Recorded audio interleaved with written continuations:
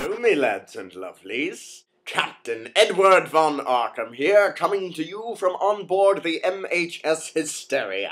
The crew and I have just returned from the future. Precisely the year 4282. February. I hate February. Nothing ever happens in February. Anyway, we had been hired by a friendly businessman to smuggle some contraband photon amplifiers to a client in Ireland. We don't normally take delivery jobs, but it was for a friend. Everything was going swimmingly until we met the client for the delivery. It was a rather difficult fellow. Well, I say fellow. He was an automaton. Now, I am certainly not prejudiced against robots. Some of my best friends are mechanical. Some of them I built myself. But when you're dealing with an automaton who has a few screws loose, it can get rather frustrating. The robot in question had a faulty Type 12 difference engine cerebral unit. Even in the present, he should have been in a museum. Took us nearly 45 sodding minutes to complete the transaction. For some reason, he thought we were trying to sell him encyclopedias. Dealing with malfunctioning robots can be a massive hemorrhage. So I've created a nifty set of guidelines to aid in such situations. How to deal with malfunctioning automatons. Tip number 1. Remember to breathe.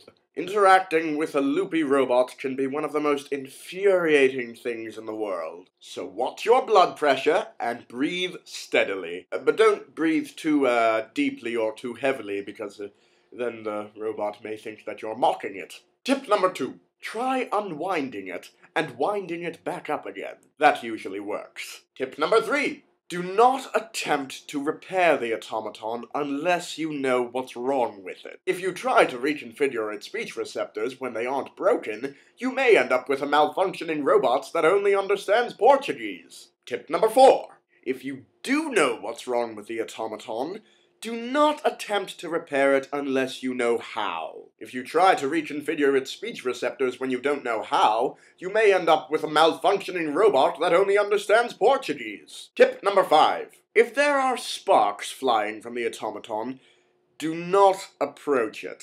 And above all, don't lick it. I know it's tempting, but trust me, even if you do survive the shock, the robot will not be happy that you licked it. Tip number 6. If the robot bursts into flames, do not attempt to beat out the fire. It may think that you are assaulting it and try to defend itself. And then you're being attacked by a flaming, malfunctioning, Portuguese-speaking automaton. Tip number 7. If the automaton has a big red button on the back of its neck, whatever you do, what bloody ever you do, good gravy, what bloody ever you do, be sure to press the button! Big red buttons always do fun things. The robot we dealt with had 2 of them. I pressed both. And a very fun thing happened. Shame we didn't have a broom, though. Oh well, all's well that ends well. I think I said well 3 times in that sentence. Well, that's our time for today. I'm going to go install a big red button on my hat.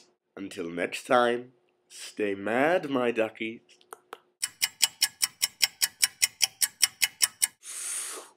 Ooh, look at me. I'm a human.